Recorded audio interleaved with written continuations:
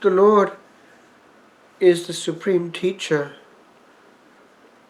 we remember his teachings, which are perfect, because they are attached to pictures, to scenes that are tangible, visible, palpable. And thus it is that when it comes to the concept of purity of intention, he gives examples. Who are we doing something for? We were taught in France, in theology, that we are rewarded by the one that we serve. On est récompensé par celui qu'on sert. If it was ourselves, then we have a joy. It might be in sport, it might be in the examination hall, or in a career.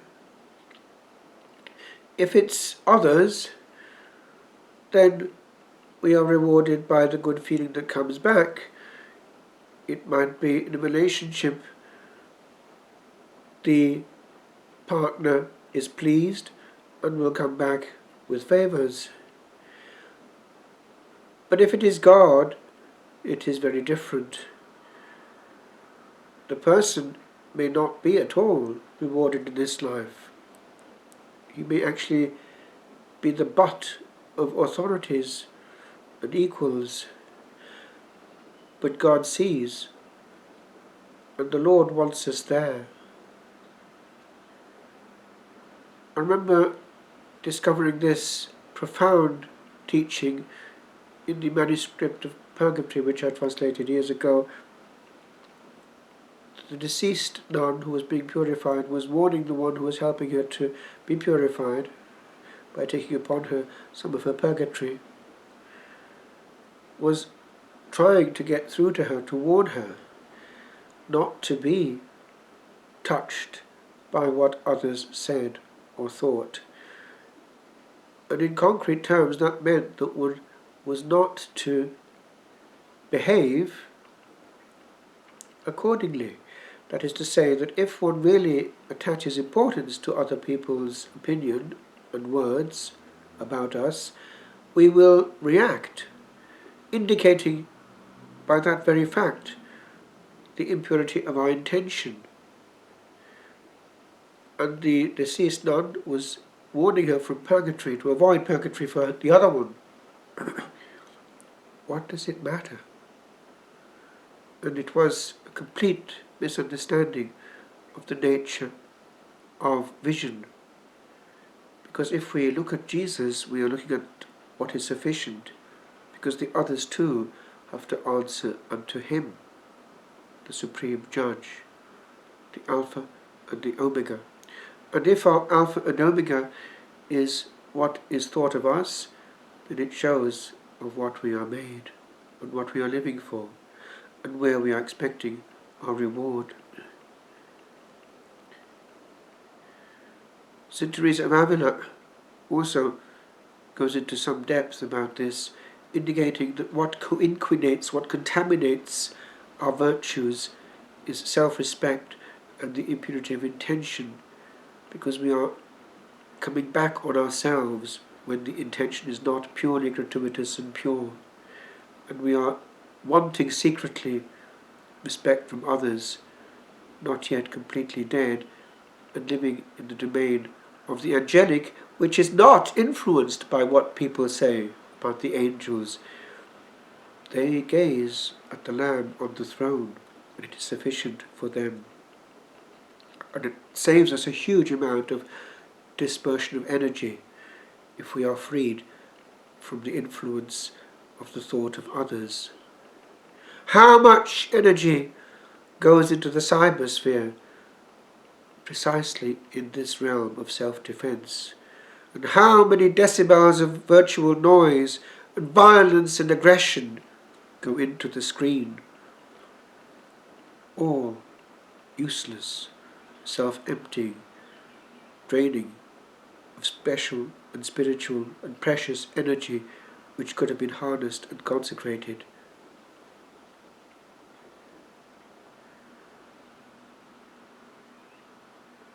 at the end of the day, it'll be very different. A holy nun was dying years ago. I believe she's now a canonized saint, and she was saying this as she approached her end on her deathbed in the convent.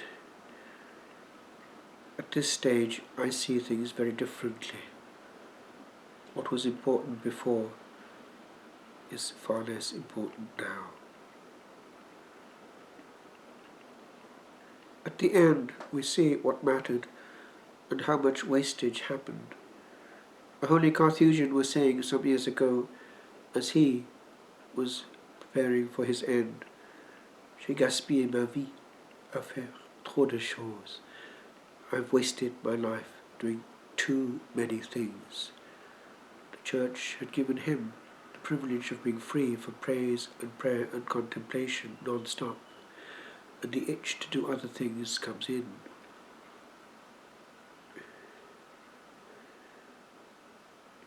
Today we have in the first reading that wonderful accompanying of soul and soul unto glory. I remember actually this passage moving me deeply in university days. The reason is that at Bangor, in Hebrew, we were given initially fairly simple passages to study, and the books of Kings were choice books because the narrative is fairly concrete.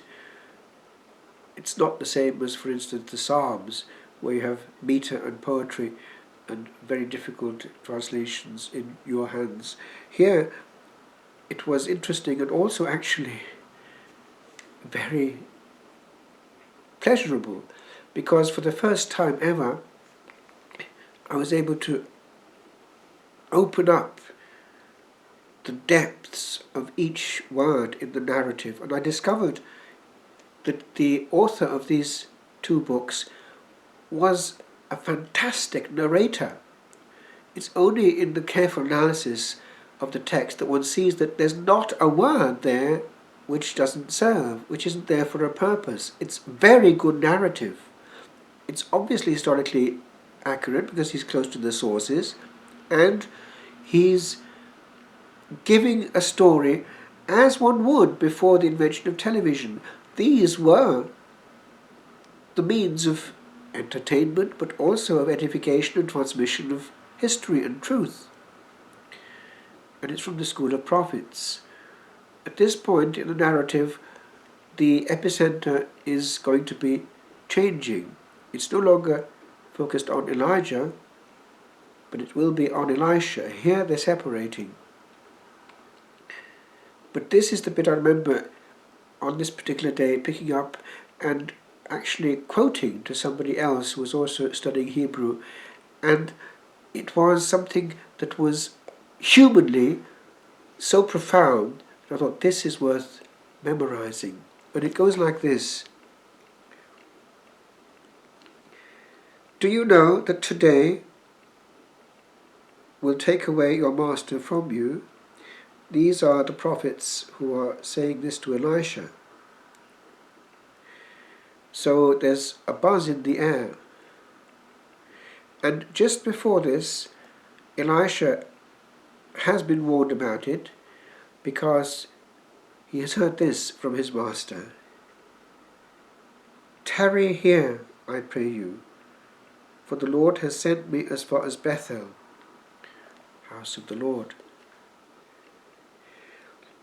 And the sons of the prophets who were in Bethel came out to Elisha and said to him, Do you not know? And on he goes. But he does. Yes, I know it. Hold your peace. But already he has refused to do anything about it, because he has said at the first request of Elijah, As the Lord lives, and as you yourself live, I will not leave you. And that word hit me, but it doesn't finish there. They go on a little, and again the question comes. Elijah said to him, Elisha, tarry here, I pray you, for the Lord has sent me to Jericho. This time it's further. What happens? This same insistence. As the Lord lives, and as you yourself live, I will not leave you. So they came to Jericho.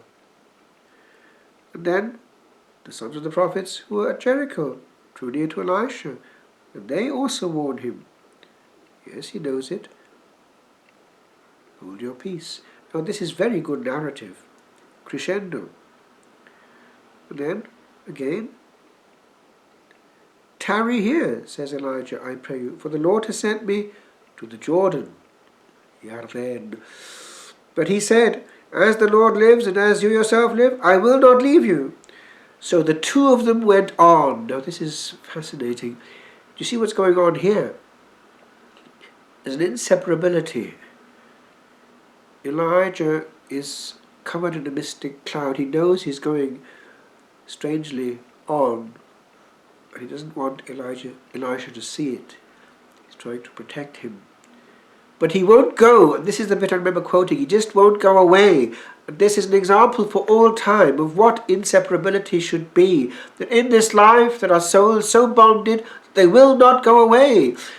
And here he's taking this oath, and it's fascinating how actually he too is recompensed, but not looking for any recompense. But this is what happens.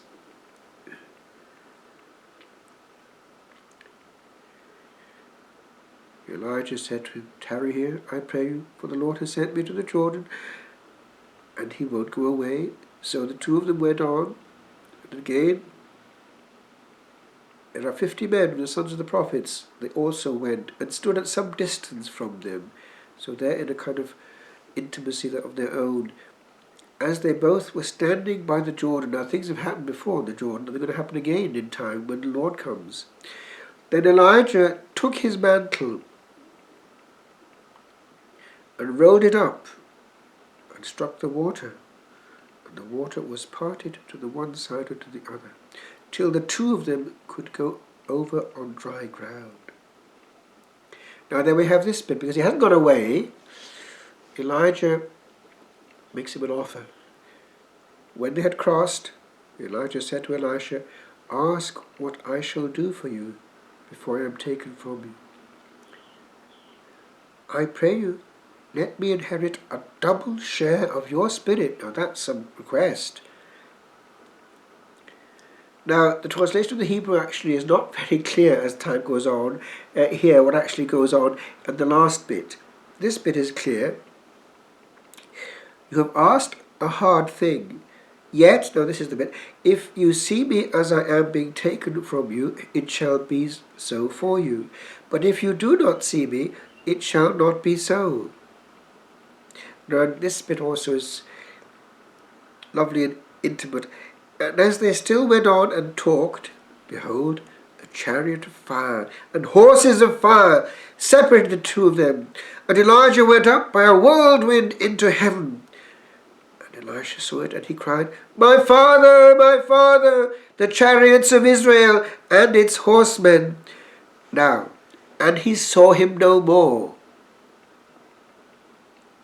That's a direct translation of the Hebrew.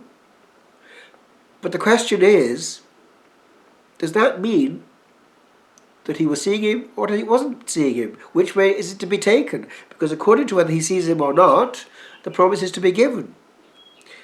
But apparently he is seeing him, but then not seeing him at the end when he's gone. So he receives this double portion. And here we are. Then he took hold of his own clothes and rent them in two pieces. And he took up the mantle of Elijah, it's fallen, that had fallen from him, and went back and stood on the bank of the Jordan. Now this is the question, as we were wanting to find out, has he got it or not? Then he took the mantle of Elijah and struck the water, saying, now then, where is the Lord, the God of Elijah? Now in the Hebrew it's got Ephu, even he there. And when he had struck the water was parted to the one side and to the other, and Elisha went over. So, and this is then sealed by the recognition of the other prophets. Now when the sons of the prophets who were at Jericho saw him over against them, they said, "The spirit of Elijah rests on Elisha." And they came to meet him and bowed to the ground before him.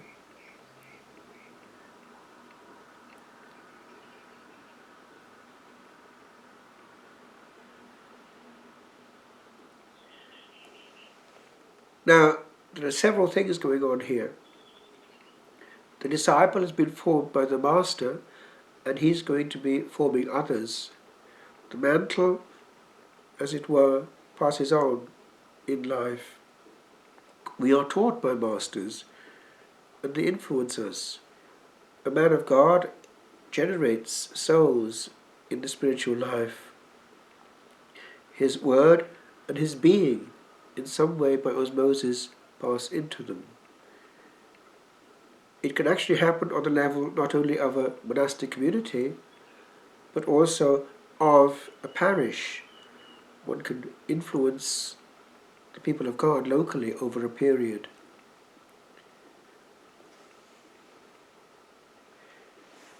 With regard to this moment, it is something which, in a small way, we can experience if we come in that mode of accompanying a person to the Jordan. Jordan has always been picked up as the separation of this time from the eternity beyond. And in that fidelity, over a long period, things are seen, understood, that is, at the moment of crossing the Jordan, the last breath. When we have been close to a person, one knows that that person at that point is no longer within our possession. We relinquish that person. We have to not hold on to that person after the person has been called. And many don't do that. But then we see things as they are, what matters and what matters less. In a monastery, the death of a holy, faithful monk is a great event. They can say in miniature what the Lord said in capitals. Ninikisa, I have conquered. And we can see them like Elijah, as it were, though out of sight, climbing higher. In France, we had kept the Gregorian repertoire, the Carthusian repertoire in its completeness, and therefore these passages, when they came round, had the responses also sung, fully sung. And because we had the great cantors there, when it came to this ascending of Elijah, the melody followed the movement, and I remember it was very moving. Pater mi, chorus Israel et auriga eus, my father, the chariots of Israel, and its charioteer, and the melody would hit the rafters of the big abbey church, and it was fantastic to hear. One could see glory in the chant, and also in the history of that chant, because the chant links monks to those who have always chanted it. It goes back to about the 600s, part of it, and one can see therefore time as it is, because before eternity, time is just lapping the shore. That bit is the great ocean, the other side.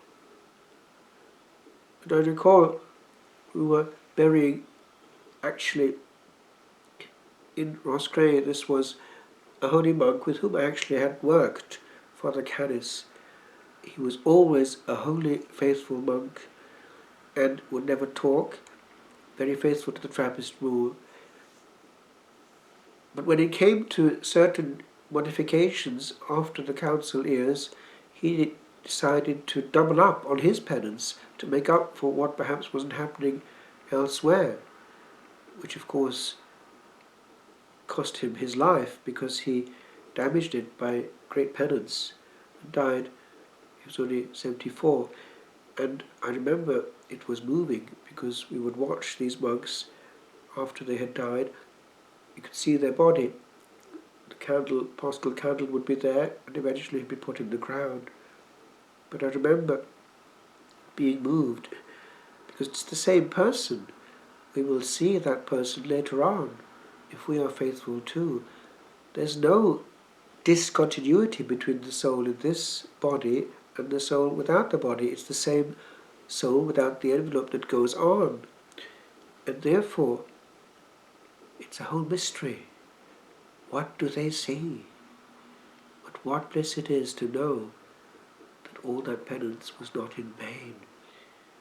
St. Peter of Alcantara, a great Franciscan reformer and a spiritual father to Teresa of Avila, appeared to her after his death and said, in great glory, at which she was flabbergasted, "O blessed penance, which has earned so great a reward."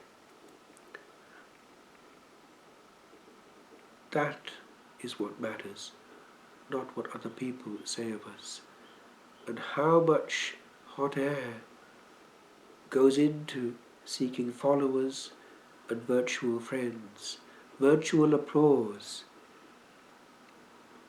If we had the correct vision, we just wouldn't even think about it, because hot air they are, and they too must face the Alpha and the Omega.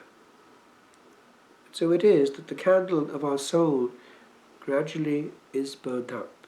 That is to say, the innings is played. We eventually go on. But it is the same that goes on. Only we don't know exactly how it wakes up. The burying of a saint.